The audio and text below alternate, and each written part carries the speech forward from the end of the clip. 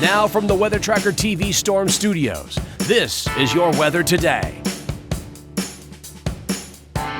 Here's Chief Meteorologist William Cole. All right, folks, here we go. Right out of the gate on this TGIF, this finally Friday. Of course, we've made it through the long work week, heading into the weekend. And I tell you what, we've got a real deal fall sizzler on the way. We're talking about temperatures heading into the weekend, even beginning today, soaring well above normal. Could we even tie some records? We're going to talk about that coming up. And then what about these rain chances next week that we've been talking about through the work week? Are they maybe drying up? We're also going to, try and detail that out with some new data coming in as well. But first of all, again, let's go and talk about this finally Friday. And again, as I mentioned, it's going to be a real sizzler. You can see temperatures today soaring into the lower 90s. And again, officially here in the Metroplex, I'm forecasting 91, again, with plenty of sunshine. And it will be a northeasterly wind today. Northeasterly wind, typically this time of year, could be cooler.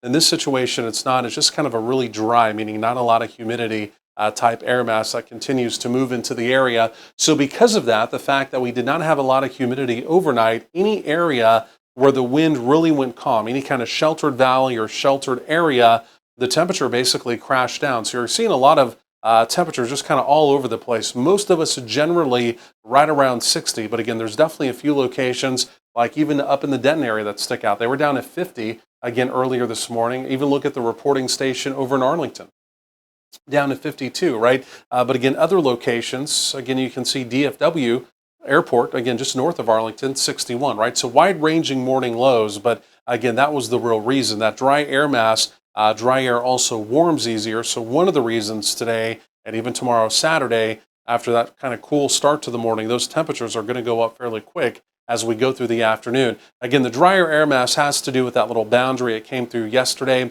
Not really even a cold front, more of just a surface boundary, giving us that northerly wind and again, pulling down or advecting in, again, some of that drier air that I was talking about. All the active weather associated with that boundary and again, with the parent storm system, that continues well off to our north, off to our northeast.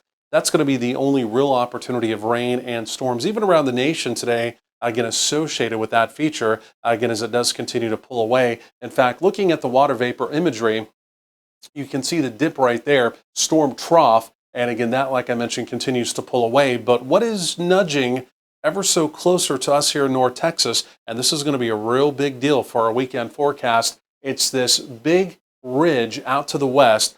This has been a record-setting ridge, especially out in the Phoenix area, where their temperatures continue to soar over 100 over the last couple of weeks, even through October. Yes, hard to believe. But this is going to be getting a little bit closer to us as we go through the weekend. While we will not have any temperatures in the triple digits, again, the 90s will be returning to the area. So that's going to be in control of our weather for today, Friday, tomorrow, Saturday. But notice on Sunday, this does begin to flatten out.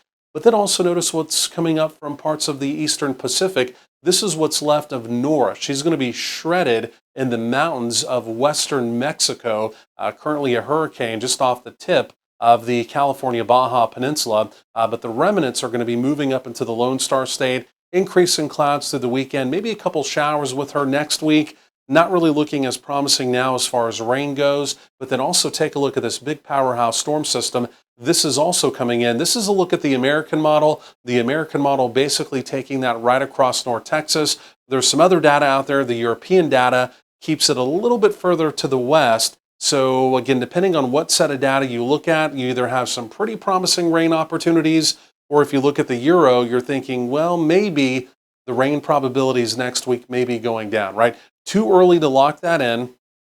Still several days on down the road, but sometime over the weekend, we'll be able to get kind of more of a consensus of next week. What days will be the better opportunity of rain? And again, how much rain could we get? Otherwise, fire danger does continue to be a concern as we go forward in time. Otherwise, you'll notice the cloud cover spreading in through the weekend, but it's going to be that very high, thin cirrus cloud cover. So again, still quite a bit of sunshine through the weekend as well. Again, there's your fair forecast. Temperatures through the 90s. Speaking of 90s, that would be this afternoon, temperatures through the 90s. Again, if you are making any kind of Friday evening plans, from the 80s into the 70s, a pretty good looking evening. And then most of us right back down to around 60 overnight and more in the way of 90s tomorrow, lower to mid 90s. And so that's going to be your weekend. It's going to be hot with increasing high level cloud cover. And then there it is, that opportunity of some rain, some storms as we get into next week, still tweaking that part of the forecast.